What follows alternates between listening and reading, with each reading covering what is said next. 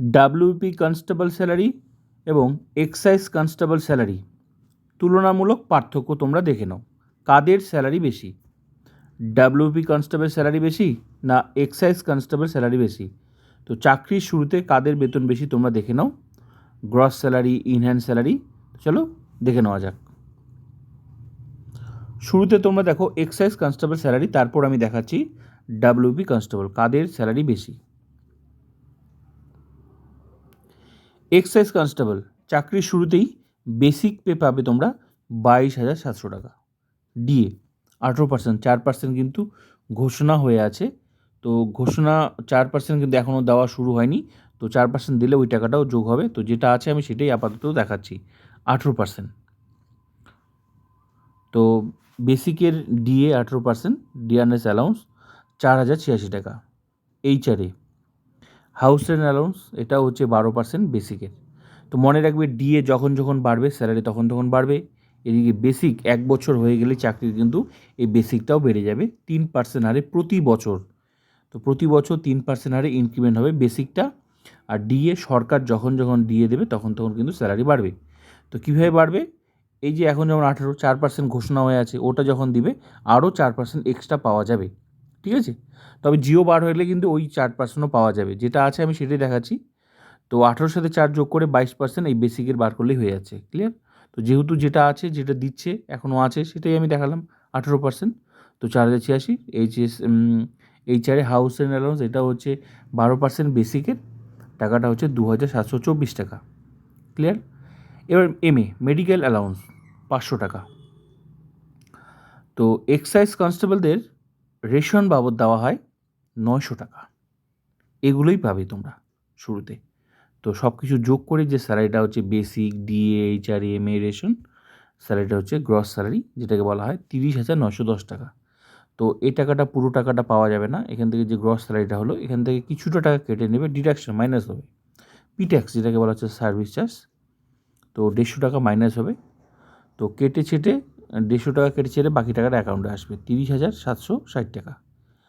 কিন্তু তারপর আসে জিপিএফ ডিডাকশন। এই জিপিএফটা কিন্তু শুরুতেই কাটে না, জিপিএফটা চাকরির 1 বছর হবে তারপরই শুরু হবে জিপিএফ ডিডাকশন। কিন্তু জিপিএফটা কিন্তু সরকার টাকাটা নিয়ে নেবে না, এটা নিজের নামেই জমা থাকবে ভবিষ্যৎ সুরক্ষার জন্য, এলআইসির মতো, ঠিক আছে, জেনারেল প্রভিডেন্ট ফান্ড। তো এই টাকাটা জমালেও কোনো ব্যাপার না, এটা নিজের নামেই জমা থাকবে। তো বেসিকের মানে যার যেটা বেসিক, 1 বছর পর বেসিকের মিনিমাম 6% কাটাতে হবে, মিনিমাম 6%। কেউ বেশিও কাটাতে পারে, 10, 20, 30, 40, যার যেমন জমানোর ইচ্ছা সে সেভাবে জমাতে পারে টাকা, ঠিক আছে। তো এই জন্য 1 বছর পর কিন্তু মানে যে ইন হ্যান্ড স্যালারি যেটা কেটে ছেটে যে টাকাটা, সেটা কিন্তু সবার সমান হবে না।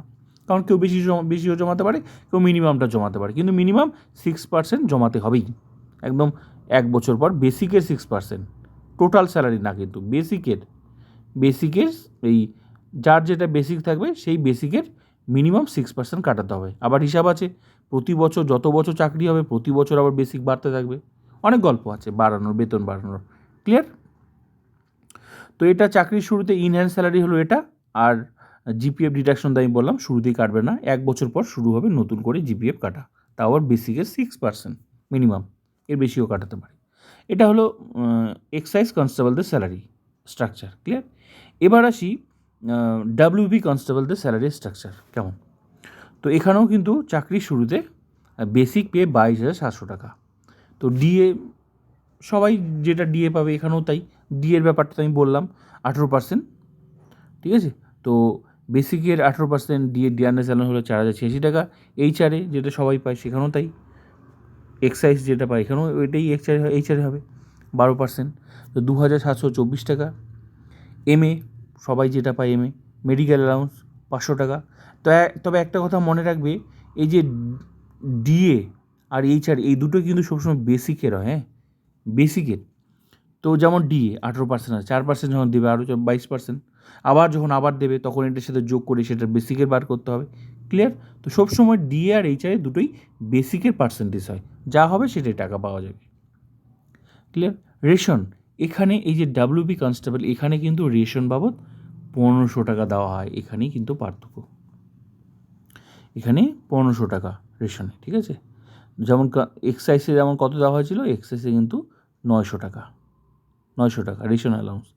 এখানে কিন্তু ডাব্লিউবি কনস্টেবলদের রেশন বাবদ দেওয়া হয় 1500 টাকা।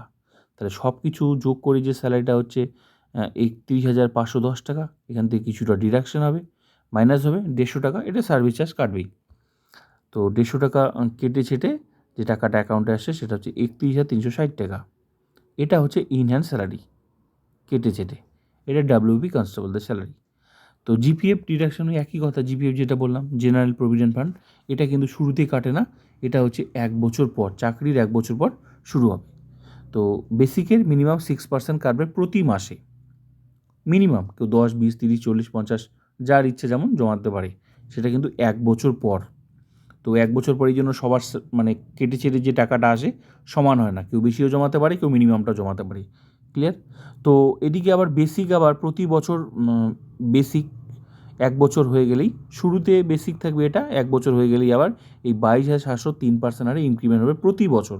আবার সরকার যখন ডিএ দেবে তখনও স্যালারি বাড়বে। তো এগুলো হলো বেতন বাড়ার মানে একটা মূল সিস্টেম। তো আশা করি বিষয়টা বোঝাতে পারলাম যে এটা হচ্ছে ডাব্লিউবি কনস্টেবলদের স্যালারি স্ট্রাকচার, ঠিক আছে? আর ইনহ্যান্ড স্যালারি, গ্রস স্যালারি, আর এটা হচ্ছে কী বলে এক্সাইজ কনস্টেবলদের স্যালারি স্ট্রাকচার। তো বিষয়টা আশা করি বোঝাতে পারলাম পার্থক্য কোথায়।